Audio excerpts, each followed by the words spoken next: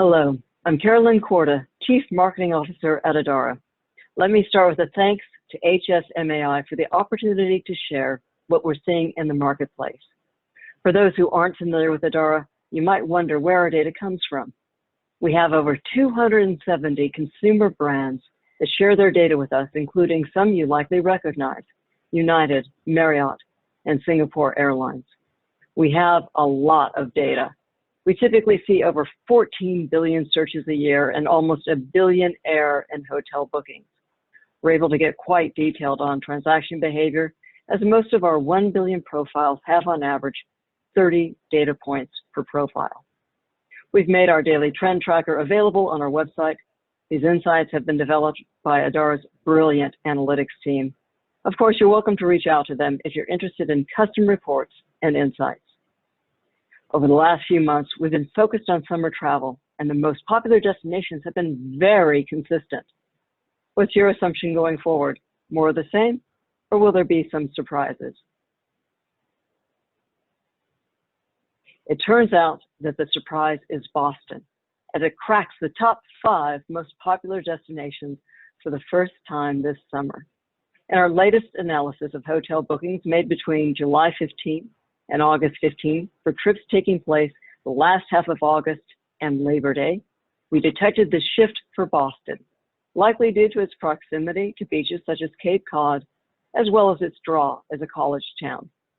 This chart lists all 5 destinations in rank order, along with the year-over-year change that's in parentheses. Aside from Boston, you see Las Vegas at the top, which has been a favorite all summer long, as well as some major metro areas such as Los Angeles and New York. Denver has been rising in the rankings due to its location as a gateway to outdoor activities. Next, there's been a lot of interest and anxiety about what happens to travel after Labor Day. We looked at hotel bookings made from July 1st through August 17th and compared the travel periods for the second half of August, Labor Day, and then post-Labor Day, which covers 6 weeks from September 8th through October 20th. We've categorized the type of travel into business in pink and leisure in purple. We see that leisure picks up for Labor Day, but for both business and leisure, it slows down in the early fall. In the table on the right, you can see the rate of change for the last period is decreasing at a rate of 25.6% for business and 22.5% for leisure. One thing to keep in mind as we compare the current pace of bookings on a year-over-year basis, there's likely to be a hidden upside as spontaneous trips, those with shorter booking windows, are on the rise. In this chart, we looked at bookings made across 5 periods, starting with the pre-COVID period, dating from the start of the year, to last month. That's from mid-July to mid-August. All the hotel bookings for each period were categorized by booking window, starting with the shortest booking window, 0 to 15 days, that's in pink. You can see that over the course of the year, there's been a significant rise in the proportion of last-minute bookings. They've increased 20 points, from 49% of the total to 69%.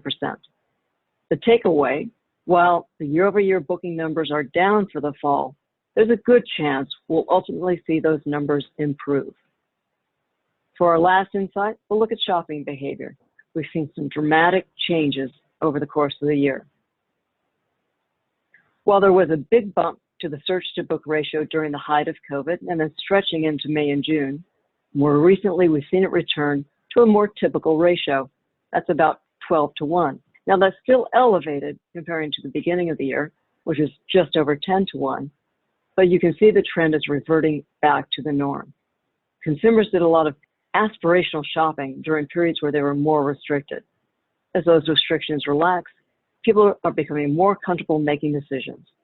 As we just saw with the shorter booking windows, not just making the booking decision, but taking the trip right away. You're likely inundated with information and searching for ways to really anticipate demand. Here are a few suggestions. Track the key indicators: volume, booking windows, traveler segments are all worth your attention. Balance consumer sentiment data with actual behavior. There's often a gap between what people say they will do and what they actually do. Expect demand to continue to be fragmented as geographies and populations have additional waves of infection. We've seen it in other parts of the world, and it's likely to be an ongoing pattern. The rate of change will accelerate. Traveling is a basic human desire. It's how we connect, it's how we explore. Once there's a greater sense of confidence in traveling, the demand will likely pick up rapidly. There's lots of data available. Invest the time and resources necessary to explore new data sources, onboard those data sets, and test them. And finally, prepare for inevitable structure change. We're seeing changes in how people work from home as they choose remote locations now that they're no longer tied to an office. We expect mergers and new business models to surface from all this disruption. Adara is here to help you. Know that we're committed to your success as we all navigate to the new normal. Thank you for your time.